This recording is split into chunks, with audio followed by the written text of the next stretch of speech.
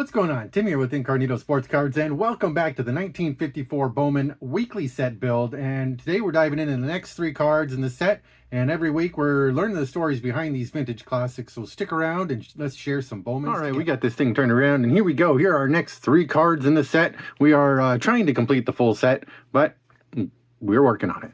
All right, here's the next three. We got Frank, Spec, Shea. We got Sal, the Barber, Maglie, and Andy Pafko. So we'll take a little deep dive into Frank, Shea and see what's up.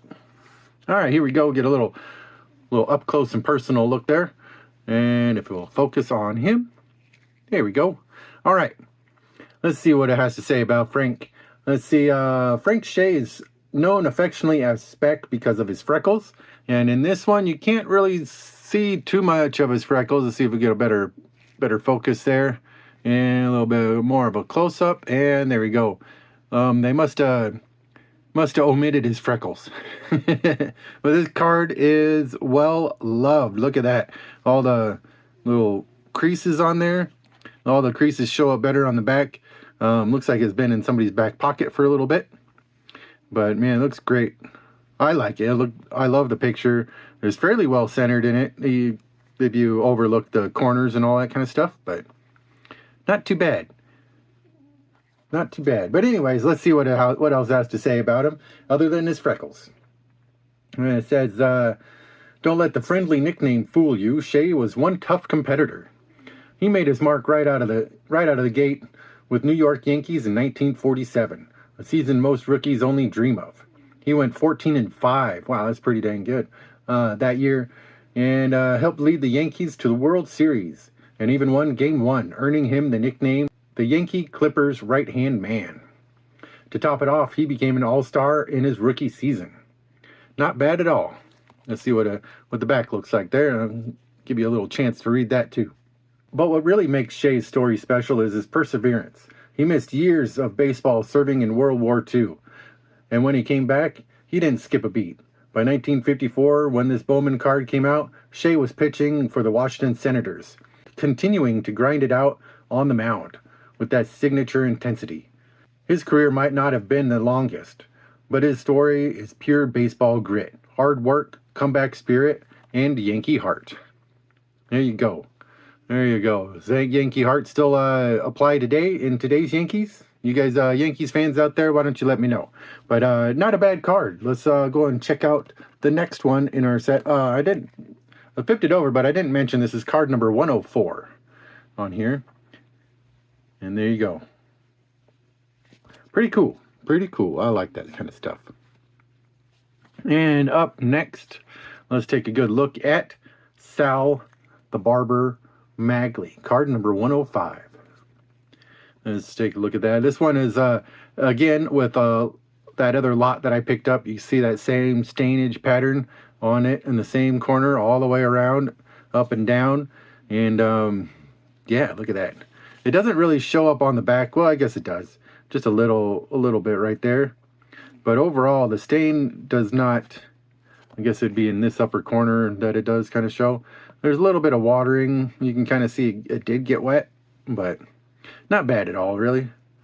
And, oh, it says the Barber back there. There it is. All right. See what it says about Sal, the Barber, and Maglie.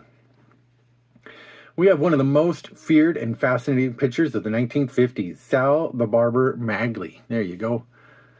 Now, that nickname wasn't just for show.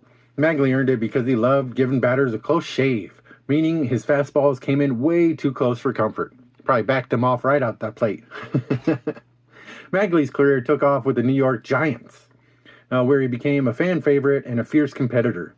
He played a key role in one of the greatest comebacks in baseball history, the 1951 Giants season, which ended with Bobby Thompson's legendary shot heard around the world. Maglie was right there in the middle of it all, helping the Giants surge from 13 games back to win the pennant. I'll flip this over so you guys get a good look and read the back. By the time the 54 Bowman set hit shelves, Maglie was already a known name. The kind of pitcher who made even the best hitters sweat. And his story didn't stop there. In 1956, he joined the Brooklyn Dodgers and threw a no-hitter, cementing his status as one of baseball's fiercest competitors. Maglie's legacy isn't just about his stats. It's about attitude. He brought fire, strategy, and intimidation to the game. And that's why collectors love his cards. They capture that old-school toughness that defined baseball's golden era. There you go. Pretty cool. I like learning about this kind of stuff. Am I going to remember everything I just said? No, not at all. I got a mind like a goldfish. I'll forget about it tomorrow. Here we go. We got the next one up. Our third and final card in here. We get Andy Pafko, card number 112. And our third card features Andy Pafko right here. This one, it did not come in that lot. You can see it's a lot cleaner. It does not have that stain in the top and all the way down. And all the corners are pretty decent for being a 54 Bowman card. So, or even just coming out in 1954. Looks like it's somebody took care of this one. That's for sure. Wow. Looks really good. Looks really good. All right, here we go. Continuing on. See, Andy Pafko, an outfielder who played the game with heart and skill and pure class. Pafko's career spanned from 1940s through the 50s, or late 50s. And he made his mark with the Chicago Cubs, Brooklyn Dodgers, and the Milwaukee Braves. There you go. He's there at the Braves. Got the good old tomahawk there. He was a 5-time All-Star, known for his power, defensive skill, and leadership in the clubhouse. Fans loved his hustle and consistency. He wasn't the flashiest player, but he was the kind of guy every manager wanted in the lineup. That's got to say something, you know. That's like I don't know. I'm trying to think of somebody else nowadays that's like that. Pafko also found himself in some of baseball's most iconic moments. He was in left field when Bobby Thompson hit that famous homer in 1951. The shot heard around the world. And it was a few years later, he was helping the Braves transition to Milwaukee and building the foundation for their 1957 championship run. Let's go and flip this over so you guys can get a good look at that.